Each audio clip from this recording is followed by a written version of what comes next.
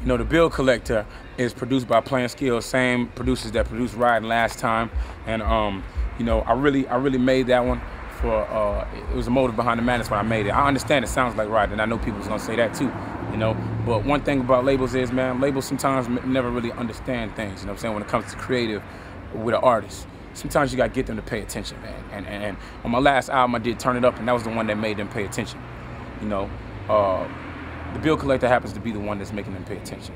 Me personally, I have other favorites on the album, and you know, I know nowadays people think that they can pick the formula for a hit, and you know, I think the formula for a hit has changed, and it can change so many different ways. It can be, you know, songs that normally sound like an album cut, you know, can be a single.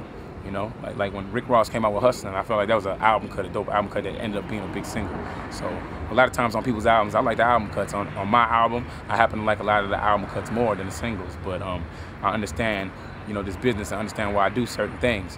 And the Bill Collector, it features Crazy Bone again. It has that kind of good sound, a call-out hook.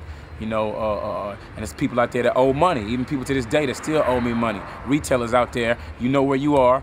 I ain't forgot about you. Used to be on my mixtape grind, and I sent you CDs in front of your CDs, and you ain't pay me. You know, the Bill Collector's coming to get his money. So even when I come through the city, don't get it twisted. You know, millions, Grammys, whatever, I'm still gonna collect the money you owe me because it's the principle. So the Bill Collector, Crazy Bone hopped on that. Shout out to Crazy Bone, because he's one of the easiest artists to work with. He'll never complain.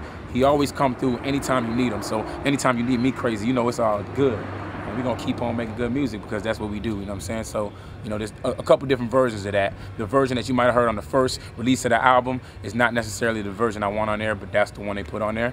I'll put another one up on my MySpace page, myspace.com/Chamillionaire. One with me rapping a little faster, that's a little better. I like that one better. And originally, I didn't want to change the song, but I had to change it so many times because everybody kept coming around putting their opinions in on what's good for radio, blah, blah, blah. And then in the end, we're going to do the video for the one that I think is the best one. You know what I'm saying? So, y'all know the boss has spoken. Boy, Chamillionaire. Yeah.